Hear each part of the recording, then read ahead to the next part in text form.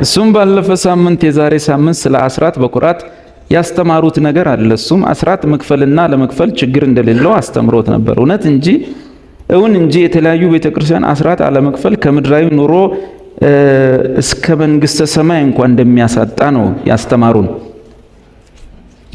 ባለፈ ሳምንት ግን ከእርሱ የሰማነው አስራት መክፈልም ሆነ አለመክፈል ከመንግስተ ሰማይ ጋር እንደማይያዝ አስተምረውን ነበር።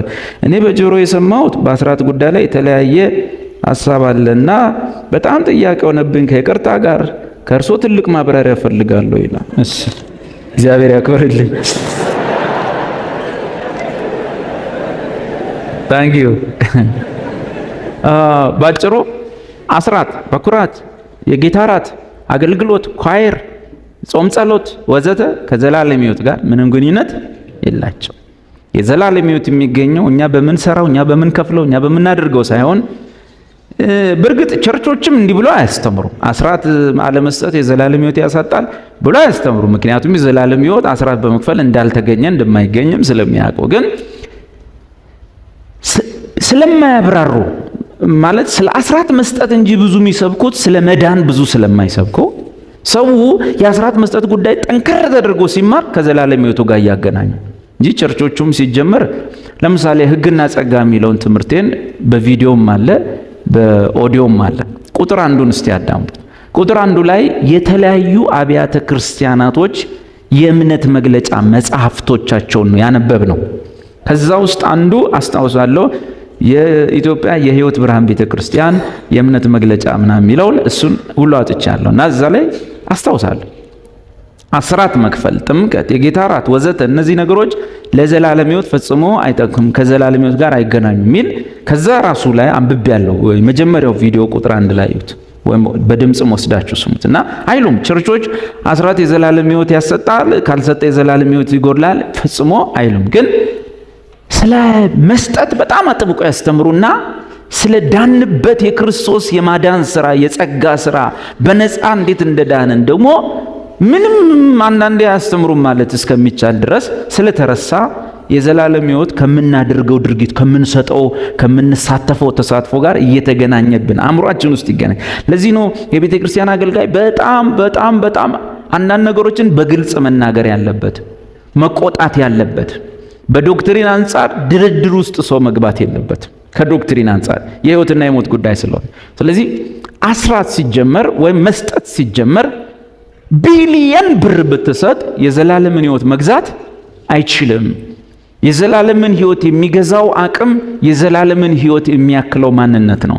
እርሱም ኢየሱስ ነው። ኢየሱስ ነው የዘላለም ሕይወት እና እሱን በገንዘብ አታገኙ፣ ከፍል አታገኙ። አይሁድ ራሱ ብሉይ ኪዳን ራሱ አስራት ሲሰጡ ለዘላለም ሕይወት አይደለም፣ እዚህ ምድር ላይ ላለች ለመባረክ ወዘተ ነው እና ምፈራው አሁን ይሄ ጥያቄ ብቻ አይመስለኝም። ብዙ ክርስቲያኖችም እንዲህ የሚያስቡ ከሆነ አስፈሪ። ይሄ ሰውዬ ጥያቄ ብቻ ከሆነ ይሄ ችግር ያለበት እሱም አደጋ ላይ ነው። ግን ብዙ ክርስቲያኖች ከዘላለም ሕይወት ጋር ያገናኙታል ብዬ አስባለሁ። አስራት በኩራት ምናምን የሚሉትን ጥምቀትን፣ የጌታ እራትን፣ ጸባይን፣ አገልግሎትን ከፓስተሩ ጋር አብሮ ፎቶ መነሳትን እነዚህ ነገሮች ከዘላለም ሕይወት ጋር የሚያገናኟቸው ከሆነ አደጋ ላይ ነው።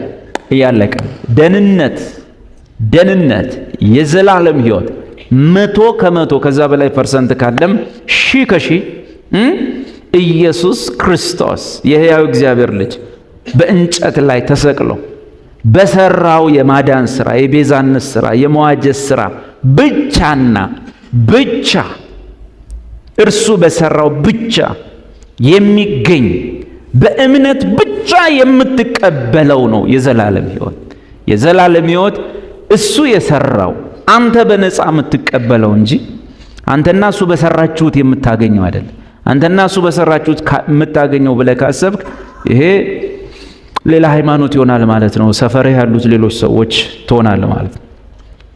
መስቀል ላይ ኢየሱስ መዳናችንን ፈጽሟል። እስቲ አንድ መዝሙር የሚዘምርልኝ ይኖራል?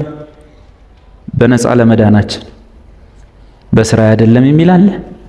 እስቲ ሲንዘምር እንግዲህ ሳልወጣ አቀበት ቁልቁለት ሳልወርድ ሳለፋ ሳልደክም ሩቅ መንገድ ሳልሄድ በልቤ አምኜ በአፌ ስመሰክር የሆንኩበት ታላቅ ነው የሚስ ቀጥሎ በደንብ ሞቅ አድርጎ እንዲያው ድኛለሁ በጸጋህ እንዲያው ድኛለሁ በጸጋህ